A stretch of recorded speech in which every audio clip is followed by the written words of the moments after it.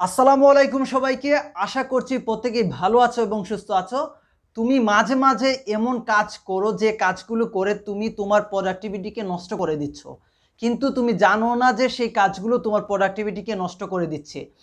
আজ তোমাদের সাথে আমি শেয়ার করব যে ৬টি কাজ তোমার প্রোডাক্টিভিটিকে নষ্ট করে দেয়।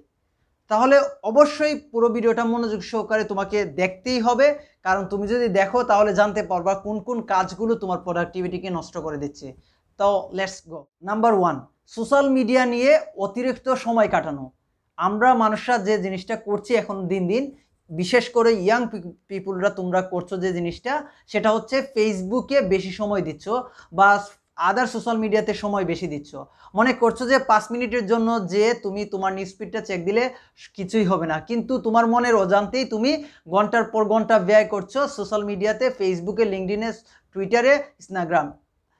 সো যে জিনিসটা করছো সেটা হচ্ছে তুমি দিন দিন তোমার প্রোডাক্টিভিটিকে নষ্ট করে ফেলছো। তোমাদেরকে বলবো, তোমরা যারা সোশ্যাল মিডিয়া ইউজ করো, তোমরা যে ট্রিক্সটা ফলো করতে পারো, নোটিফিকেশন যে অপশনটা আছে সেটা অফ করে দিতে পারো, তাহলে তোমার অনেকগুলো সময় বেঁচে যাবে।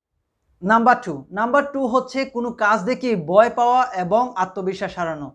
মনে করো যে তোমার অফিসে তোমার বস তোমাকে একটা কাজ দিয়েছে, প্রজেক্টের কাজ দিয়েছে, তুমি কোনো কিছু না দেখেই ভয় পেয়ে যাচ্ছ এবং আত্মবিশ্বাস হারিয়ে ফেলছো। মনে করছো যে আমি পারবো কিনা, আমাকে দিয়ে হবে কিনা, এরকম অনেকগুলো চিন্তা করছো এবং ভয় পাচ্ছ। কিন্তু এ নিয়ে কাজ করো না যে এই যে প্রজেক্টটা দেওয়া হয়েছে তোমাকে, সেই প্রজেক্টটা নিয়ে তোমার কলিগদের সাথে আলোচনা করা, তোমার বসের সাথে আলোচনা করা, বিভিন্ন প্রবলেমগুলো আছে সেগুলোকে আইডেন্টিফাই করে বসের সাথে কথা বলে সেগুলোকে রিমুভ করা এবং সেটার একটা প্রপার সলিউশন নিয়ে আসা। কিন্তু সে জিনিসটা না করে তুমি মনে করছো যে তুমি এটা পারবা না এবং তুমি ভয় পেয়ে যাচ্ছ এবং এটা নিয়ে তুমি ফার্দার কাজ করছো না এবং বসকে বলছো বস এটা অন্য কাউকে দিয়ে দেন। এরকম অনেক কিছু হয়ে যায় তোমার জীবনে। অথবা তুমি ইউনিভার্সিটির বা কলেজের অ্যাসাইনমেন্ট করছো, স্যার একটা অ্যাসাইনমেন্ট দিল, সেটা বোঝার আগেই তুমি ভয় পেয়ে যাচ্ছ, স্যার আমাকে দিয়ে হবে না, আমি পারবো না, আত্মবিশ্বাস নষ্ট করে ফেলছো।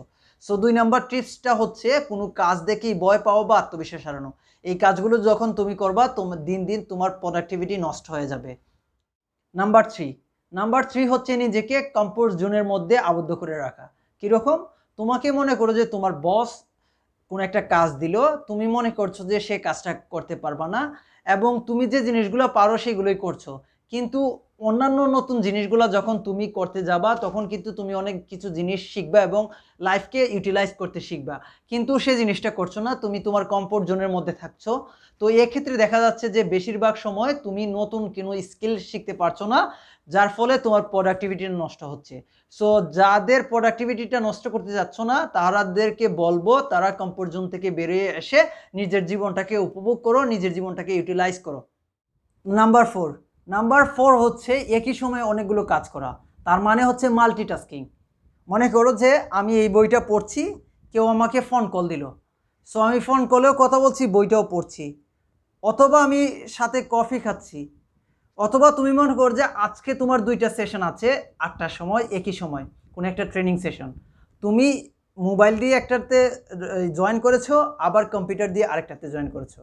সো সেই ক্ষেত্রে দেখা যাবে যে তোমার কোনো সেশনটাই ইফেক্টিভ হবে না। যখন তুমি একসাথে মাল্টিটাস্কিং করতে যাবা তোমার প্রোডাক্টিভিটি নষ্ট হবে।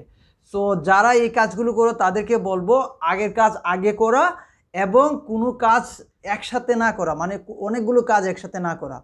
সো তাহলেই তোমার প্রোডাক্টিভিটিটা নষ্ট হবে না। নাম্বার ফাইভ হচ্ছে কোনো কিছু নিয়ে অতিরিক্ত অ্যানালাইজ করা বা ওভার থিঙ্কিং করা।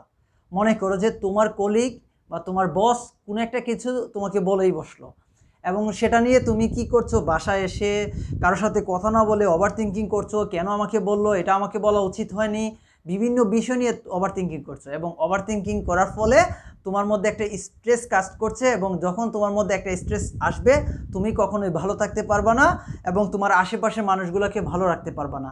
তখন দেখা যাবে যে তোমার মধ্যে একটা কি বলে, তোমার মধ্যে একটা স্ট্রেস, তোমার মধ্যে একটা ভয়, ভীতি, টেনশন কাজ করবে।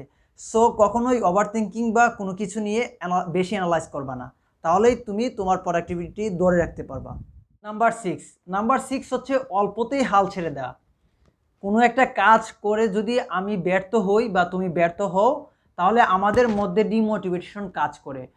কিন্তু এই কাজটা যদি আমরা অন্যভাবে ট্রাই করি তাহলে তো সাকসেস আসতেই পারে, এবং অন্যভাবে ট্রাই করলে সাকসেস রেটটা বেড়ে যায় সবচেয়ে বেশি।